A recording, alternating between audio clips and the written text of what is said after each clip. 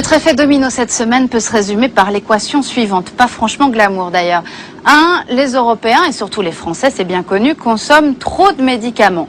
2. Notre corps élimine ensuite toutes ces pilules par les urines et par les selles. 3. Tout part ensuite dans les égouts. 4. Et au final, des traces de nos médicaments ici, dans les fleuves et notamment dans la Seine, parce que des égouts jusqu'au cours d'eau, rien ne peut arrêter ces milliards de molécules de paracétamol, d'antibiotiques, de contraceptifs. C'est ce qu'a démontré en septembre dernier le rapport de la très sérieuse Académie de pharmacie. L'enquête d'Anna Salzberg, vous allez le voir, fait un peu peur. Elle nous emmène d'abord en région parisienne, dans une station d'épuration. C'est aussi là que commencent les problèmes. Ce n'est pas une promenade très bucolique, mais ici les visiteurs apprennent beaucoup. Ce matin, ils sont étudiants et sont venus voir à quoi ressemble la deuxième station d'épuration de France par la taille. Le site de Valenton draine les eaux usées de 2 millions de franciliens. Lessive, douche ou chasse d'eau. Ces chasses d'eau qui entraînent avec elles de drôles de molécules. C'est ce qu'Yves Lévy voulait montrer ce matin à ses étudiants. Il y a des médicaments dans nos égouts et les stations n'y peuvent rien. La station permet d'éliminer un certain nombre de molécules en fonction de leurs caractéristiques physico-chimiques. Donc le problème, c'est qu'il reste des micro-traces de produits qui vont ensuite être déversés dans la rivière. Anxiolytiques, antibiotiques, contraceptifs, les médicaments arrivent à la station et en repartent sans être complètement dégradés par les bactéries. Car ici, c'est la nature qui travaille. Ce sont les bactéries qui mangent les molécules et purifient nos eaux. Suivant les médicaments, jusqu'à 90% des molécules résistent et passent à travers les mailles. C'est d'autant plus gênant qu'en France, il se consomme de très grandes quantités de produits pharmaceutiques. Avec les Allemands, les Français battent même des records en Europe. 47 boîtes de comprimés par an et par individu, tout âge confondu. Toutes ces ordonnances finissent par former une rivière de médicaments à la sortie des tuyaux. Comme ici avec notre station de Valenton qui rejette dans la Seine toute l'eau qu'elle a traitée. Impossible de distinguer ces traces de médicaments à l'œil nu. À l'échelle d'1 litre, elles ne pèsent que quelques microgrammes. C'est peu, mais suffisant pour embarrasser les responsables de la station. Il n'y a pas de traitement de médicaments sur les stations d'épuration. C'est-à-dire qu'on n'a pas, l'objectif n'est pas le traitement des médicaments. On traite là les eaux usées, pas les médicaments. C'est pas l'objectif d'une station d'épuration.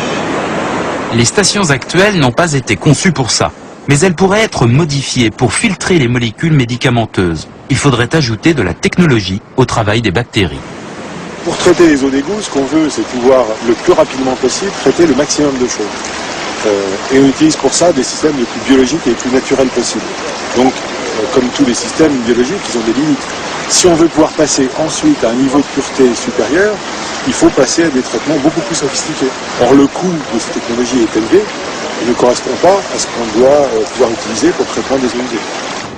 Filtrer les médicaments coûterait donc cher et augmenterait automatiquement nos factures d'eau. Une perspective impopulaire, mais peut-être inévitable.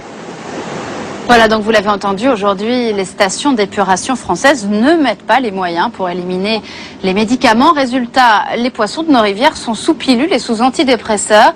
Je caricature, mais vous allez le voir, hélas, j'exagère à peine. Deuxième étape de cet effet domino. C'est un bourdonnement théoriquement interdit sur les rivières françaises. Le bruit de la pêche électrique. Le courant anesthésie le poisson. Il n'y a plus qu'à tendre l'épuisette. Illégal pour un pêcheur du dimanche, légal pour ces scientifiques. Sous la direction de cet écotoxicologue, ils ont sorti leur cuissarde pour prélever petits et gros poissons sur ce bras de rivière. Nous, ce qu'on va aller mesurer justement, c'est l'état de santé de ces poissons. Un petit peu comme on pourrait vous faire, vous, une prise de sang pour évaluer votre état de santé. C'est un petit peu la même chose qu'on va faire sur les poissons, sauf au lieu de s'intéresser uniquement au sang, on va s'intéresser à d'autres organes, comme le foie, comme les organes reproducteurs, ou comme le rein, par exemple. Les plus gros spécimens, gardons et perches, ont droit à une prise de sang. La friture, elle, sera disséquée sur le champ. Les chercheurs vont mesurer chaque organe, le peser et le conserver pour analyse. L'appareil génital en particulier, qui par le passé a réservé quelques surprises en laboratoire. Au niveau des organes reproducteurs, ce qui peut être observé, c'est la présence dans ces organes de cellules appartenant au sexe opposé. Incroyable, mais vrai. Voici un testicule de poisson en coupe. Au milieu des spermatozoïdes, plusieurs ovocytes. Des cellules femelles qui peuvent même, comme ici, envahir la quasi-totalité de l'organe mâle. Les poissons de nos rivières se féminisent et même se transforment quand il leur pousse un nouvel organe. Ici le testicule, et là, collé contre la membrane du dessus, un ovaire qui a fait son nid. Ce poisson est devenu hermaphrodite. Pourquoi? En termes de perturbation du système reproducteur, on peut par exemple citer le cas de l'éthinoestradiol, qui est le principe actif de la pilule contraceptive, mais on peut suspecter qu'il y ait d'autres molécules qui puissent avoir également ce type d'effet. Parmi ces autres molécules suspectes, les pesticides et certains engrais agricoles. C'est tout un cocktail chimique qui se mélangerait dans nos rivières. Les médicaments ne sont qu'un ingrédient à ce cocktail. Mais le résultat est là, les organes sexuels sont affectés et avec eux la reproduction, voire la survie des espèces.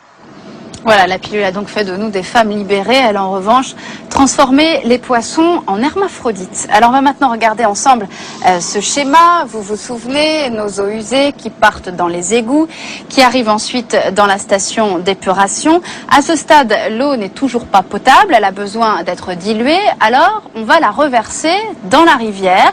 La nature va faire son travail et puis l'eau va à nouveau pouvoir être captée. Direction cette fois l'usine de potabilisation.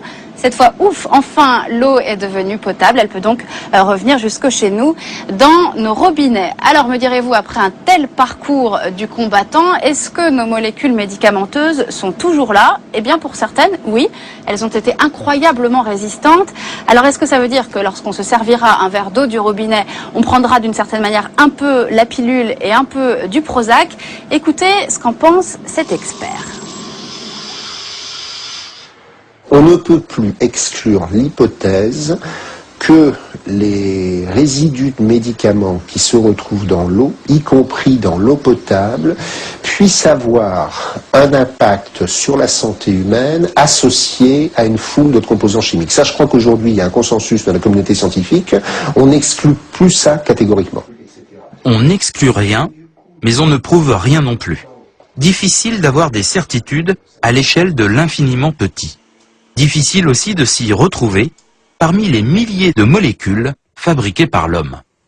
Un labo pharmaceutique va mettre sur le marché des dizaines, voire des centaines de molécules nouvelles en 10 ans, et dans le même temps, une collectivité X va mettre 10 ans à rénover sa station d'épuration. Une fois qu'elle aura rénové sa station d'épuration, elle n'aura pas pu prendre en compte les propriétés des nouvelles molécules qui auront été mises sur le marché pendant ce temps-là. Donc c'est une course de vitesse qui est toujours perdue. Je pense qu'il faut prendre le problème à la source, en amont.